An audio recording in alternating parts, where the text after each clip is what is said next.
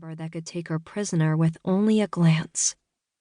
Incubus, lord of seduction, master of lust, sex fiend. And she'd already had a brief introduction to the taste of his mouth, the feel of his body, the way he could... She shook her head violently, almost dislodging her loose ponytail. Growling to herself, she whisked the eggs with more force than necessary. She left him in the room to wake up and shower while she scrounged up something to eat. The consoles provided a few meals a day, but also allowed guests to help themselves to anything in the kitchen. As though summoned by her thoughts, the sex fiend himself breezed into the room.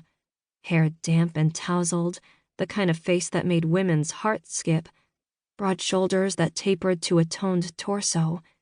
His tattered clothes should have ruined the look, but they added an extra edge, dangerous and exotic. The others in the kitchen noticed his arrival, but they dismissed him just as quickly. Unlike most daemons, incubi were easy to recognize even in glamour.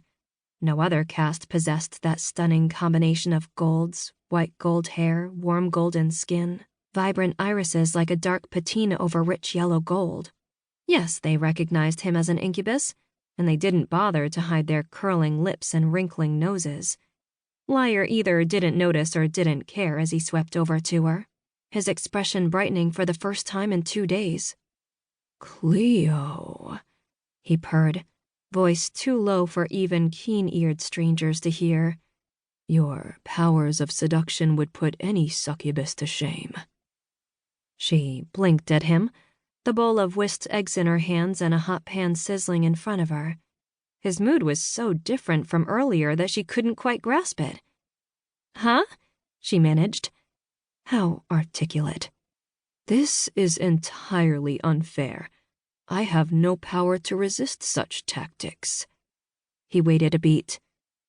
"Are you planning to do something with those eggs?" She blinked again, trying to unscramble her brain. Scramble. Right, the eggs. She dumped the mixture into the hot pan. "What are you going on about, Lyre?" "Bacon," he sighed dreamily. "Pancakes, scrambled eggs. You slay me, my love." On the words, "my love," her heart screeched to a stop so fast it might have left skid marks on her ribs. It kicked back into gear at 3 times its previous speed, and she concentrated so hard on the spatula that she almost went cross-eyed. You can't be that excited about my cooking. You don't even know if it's any good." "I can already tell. It'll be delicious." She shivered. The way he said that word should be illegal. As she hurriedly stirred the eggs with the spatula, he stood so close he was almost touching her, his body angled toward her as though she held his entire attention. But his gaze, sliding coolly from one watching daemon to another, was distinctly unfriendly. She scraped the eggs off the pan, then rescued the bacon from the oven, triggering a stir among the waiting daemons. With her bottom lip caught between her teeth, she pulled a plate from the cupboard, loaded it with food, and held it out to Lyre. She'd cooked an elaborate late-night breakfast to cheer him up, but now second thoughts were crowding her brain. Too late to change her plan now. His smile only fueled her blush as he fished a fork out of a nearby drawer, loaded it with eggs, and scooped them into his mouth. She held her breath. The entire room went silent. His eyes rolled back in ecstasy. "So good," he moaned. Bang! She jerked around. The female daemon had dropped her heavy book on the floor. As everyone looked over at her, pink tinged the woman's cheeks.